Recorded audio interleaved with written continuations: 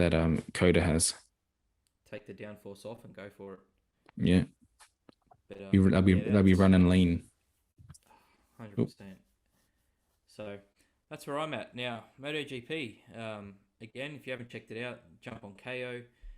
Um, Pecco seems to be closing out the championship. It's going down to the last race. But yeah, mate, what give us your thoughts on the race? It was a hard in your mouth kind of race, to be honest. Um, last week I questioned Quadraro's um, commitment, and also his just I questioned if he had mentally checked out or if he was, suffering mental demons from like what we saw a couple of years ago. And I can say 100% that's not the case because he looked really good this weekend. Really, really good. Him and Bagnaia were starting from, I think, 10th and 12th from qualifying. And within one lap, Bagnaia was up to third and he was up to fifth, Mate, I'm which just was looking at the insane. results. Bastianini, two Yeah. tenths finished behind Bagnaia. Like, surely that was team orders to be held to stay behind. By the end of it, I think it was, but that's why I'm saying it was hard in your mouth kind of stuff. There was the Martin broke away on the Pramac Ducati, and he had checked out after like 6 laps. He was 2 seconds ahead of everyone else. And then it was Bagnaia and then Bastianini behind him, and everyone was saying, "Will Bastianini just sit behind him for a whole race?" Which wasn't the case. But first, Martin just no, just his fault. 2 seconds ahead, went too hot into a corner, binned his race win, which is probably one of his biggest downsides at the moment, and probably what's led to him not getting the factory Ducati seat. And then we saw some absolutely mental racing between Bagnaia and Bastianini again. And there was definitely no team orders involved in that, to be sure. So much so that you saw the Ducati higher ups in the pit in the pits. They looked like they didn't know how to control the situation. They were talking between each other like, "What's going on?"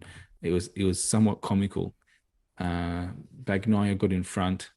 Sorry, Bastianini got in front, and I thought, oh, Bagnaia will sit behind him and just wait this race out. Just take the points on offer, get a few points more ahead of Quadra, which wasn't the case because then he made a daring move back on Bastianini, took the lead again, and all in all, there was a few times when I thought, oh, he's going to wipe him out. They got very close, but all in all, Bagnaia comes home first.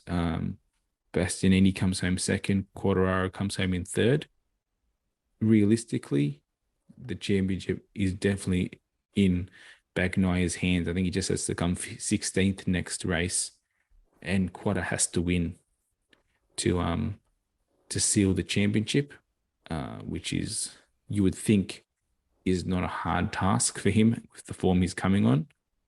But stranger things have happened.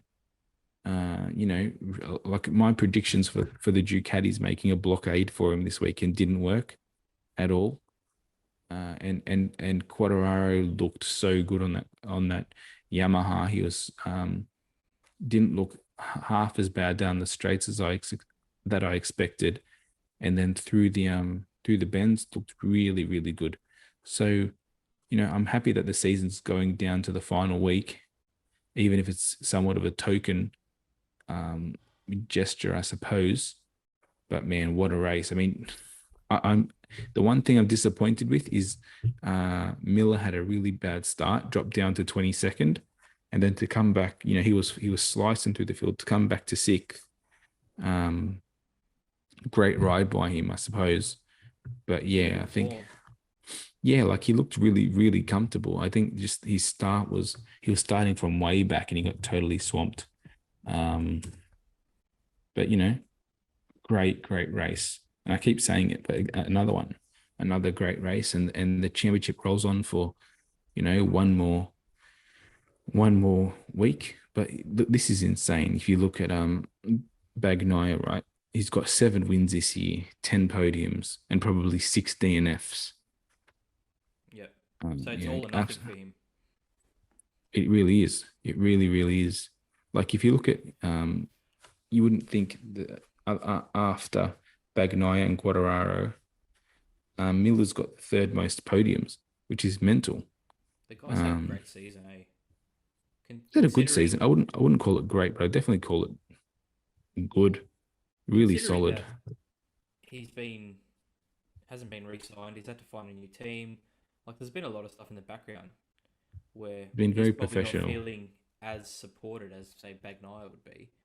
For him to still perform the way he has, I think He's is a been testament to the very, guy. very, very professional. You know, uber But professional. I guess my question is, where's this upturn in performance come from Yamaha and From Quartararo? Because we were talking about it last week. They've been kind of nowhere for the last 5, 6. I'm telling you, they all looked really good this weekend. To be honest, um, Morbidelli looked the best he's looked all year, and he had to serve two long lap penalties, which sort of screwed him. But he was riding right with Quartararo the whole start of the race. Cal Crutchlow on the satellite Yamaha also set a fastest time in one of the practice sessions, and he looked really good. And he hasn't raced for 3 years or whatever it is now, 2 years. Um, like I was really surprised with how good Yamaha looked, and I was sort of saying I didn't see them having any chance this week, and I was totally wrong, totally wrong. Um, so I don't know. Maybe I just think I know too much. Maybe I just was blowing smoke up my own ass. But yeah, they look good. They look good. I'm not. I have to admit it. They definitely surprised me. Really, really did. Yeah, but one more week, we roll into Valencia, and it's all to play for. I mean, it's going to be massive for Ducati. Like, there's no denying 15-year wait for their second, riders title. It's like nine fingers is on the trophy now. Nine fingers and the stump of the 10th. It's so close. But Is it generally a strong track for Ducati? I think every track this year is a strong track for Ducati, to be honest. I'm going to look up 202 2021's Valencia results. But like realistically, we haven't been to a track since just before the mid season break that hasn't looked like a Ducati track. That new bike looks so dialed in. It looks competitive anyway. And the realistic answer is doesn't matter how competitive it is. You expect him to get in the top 16.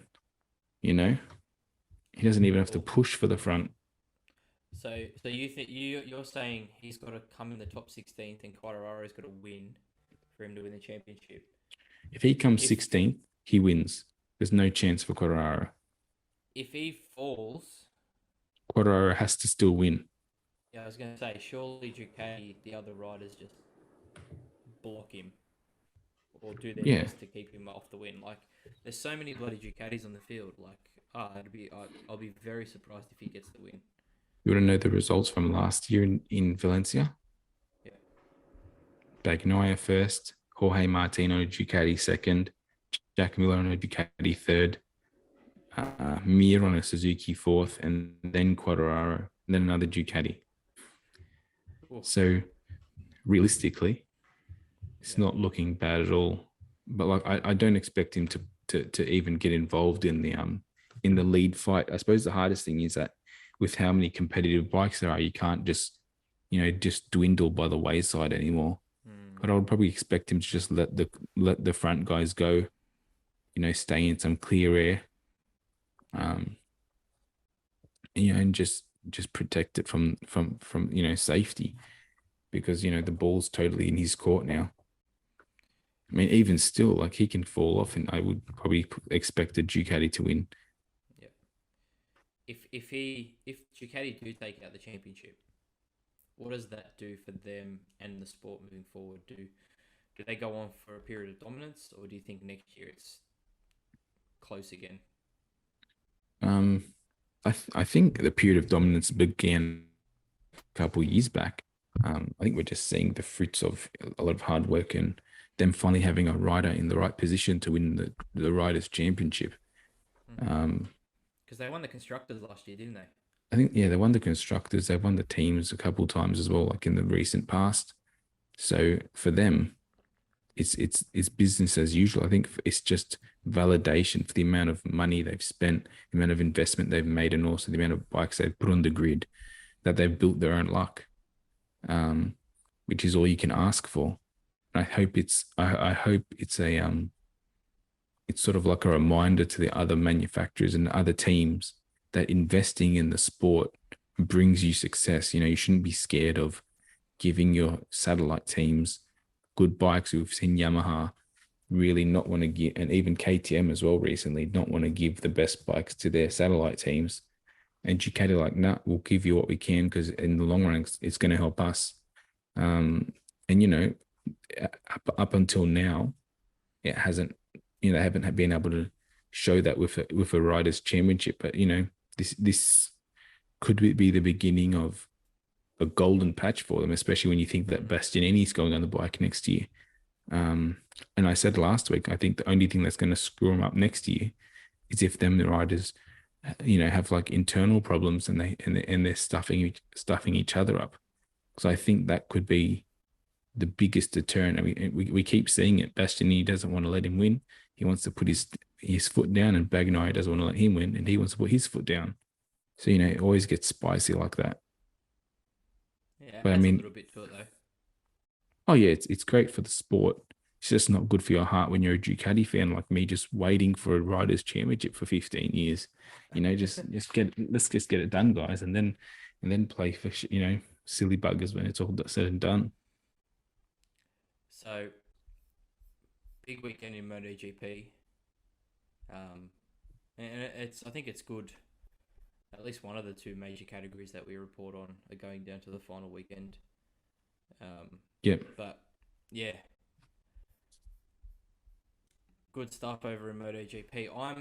I'm excited next year for Miller to be on a KTM. To be honest, I've been doing a bit of reading about it, and how they've dominated other categories, and how Yep. the amount of investment that they're putting into MotoGP could potentially mean that they move closer to the front of the grid. Is that something you can see happening, or Yeah, you're I reading too think much into it because he's an Aussie?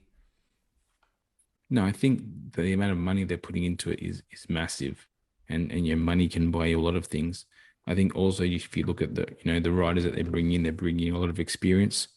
Because I think they just want to get some experience, um, sort of feedback. I think that's the one thing that has probably hurt Remy the most is that he's a rookie, and I think at this stage they're not ready for to put their rookies on a bike. So they need to put they need as much data from testing and just an experienced rider who's been there and done it all.